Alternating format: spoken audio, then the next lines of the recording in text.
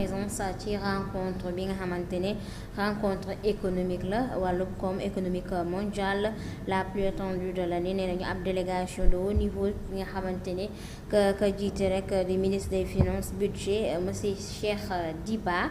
mi nga xamante ne rek day fekkee ci du 13 au 18 octobre fële ca Washington rek ci assemblée annuelle bi nga xamante ne conjointe la ci wàllu Fonds monétaire international FMI ak groupe banque mondiale. Alors moom ma nga fekkee war a fekkee ndaje boobu noonu moom ministre bi yor wàllu finance Cheikh Diba ci li nga xamante ne wàllu koom la rawatina loo xamante ne biti réew la alors nan nga jàngatee loolu. mooy c'est très normal muy la délégation de Cheikh Diba aux États-Unis pour fekkee kii bi assemblée de comme ni nga ko waxee du 13 au 18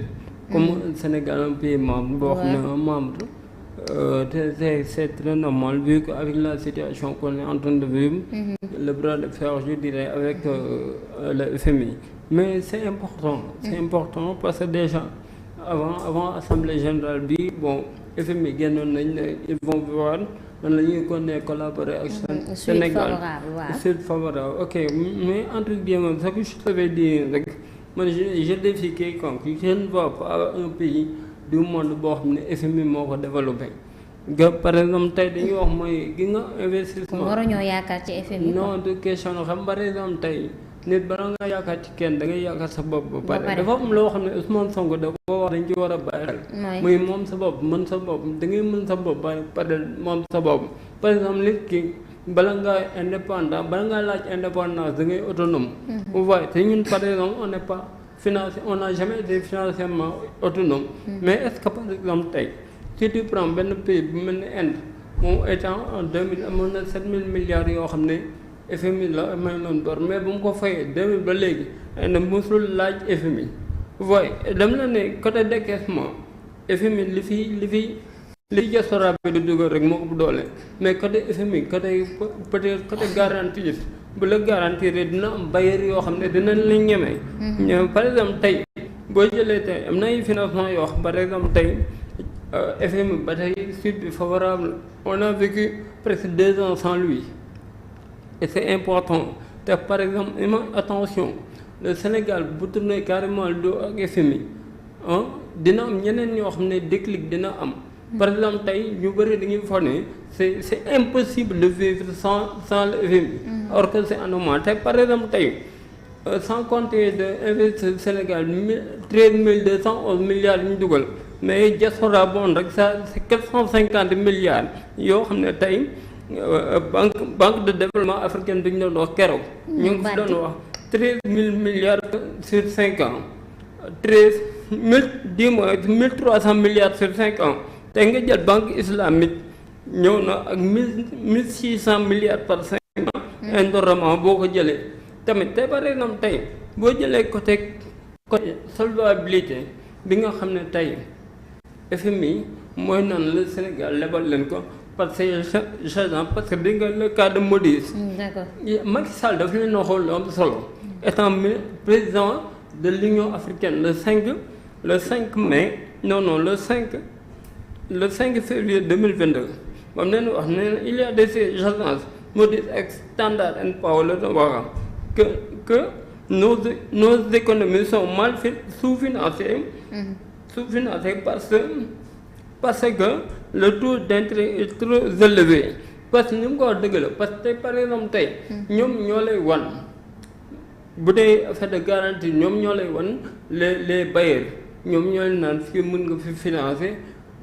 wala lii wala la parce que mën ngaa financer sa xaalis foofu mais niñ la koy defee da ngay foog ne day nekk à risque par exemple tey nee na Macky Sall ma wax toujours mu répondre à leen la même chose le 14 mai 2022 les critères de financement n'ont rien d'économique.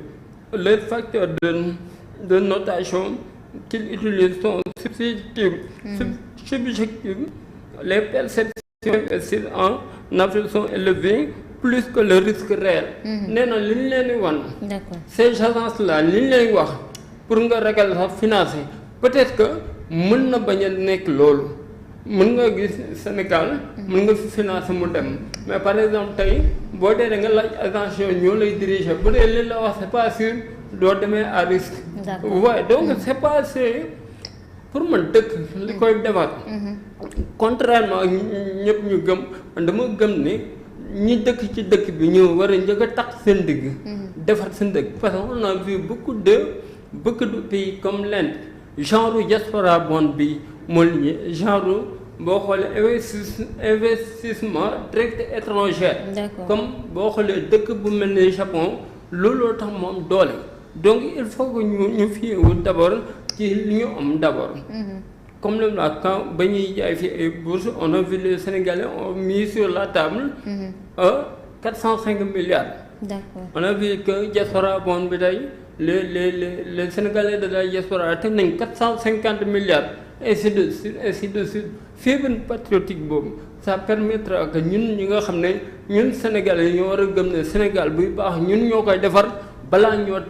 tàllal loxo feneen. Parce que pour moi balaa nga naan naam da nga fay nekk. waaw balaa nga daan naam nga ne fa c'est important alors Cheikh Diba mi jiite délégation sénégalaise ci assemblée annuelle bu FMI ak Banque mondiale alors dañ fay wutali du 13 au 18 octobre nan nga gisee mbir yi. bon mu ngi noonu Sira mooy comme ni nga ko mën a déggee rek.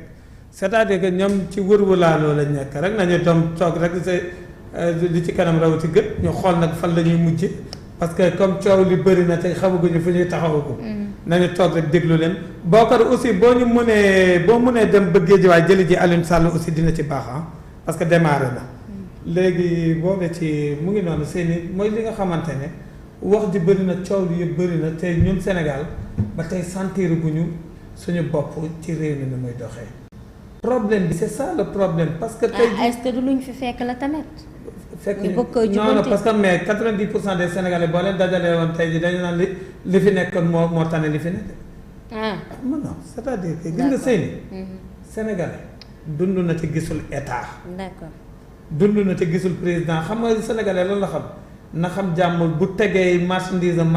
am ku ko jënd dem yoonam. moo am xaalisam ku ci nekk dem dund nekk ci sa jàmm. loolu yàgg nañ ko fi dund sans problème sans benn kii mais boo taxawee naan ñëw indi nañ fi lii wala nga leen di wax ay chiffres ne indi nañ fi ay 1000 milliards ak yooyu. te Sénégalais bi toog biir këram mënul fexe ba gis loolu ba problème ceeb du am problème xam nga moo tax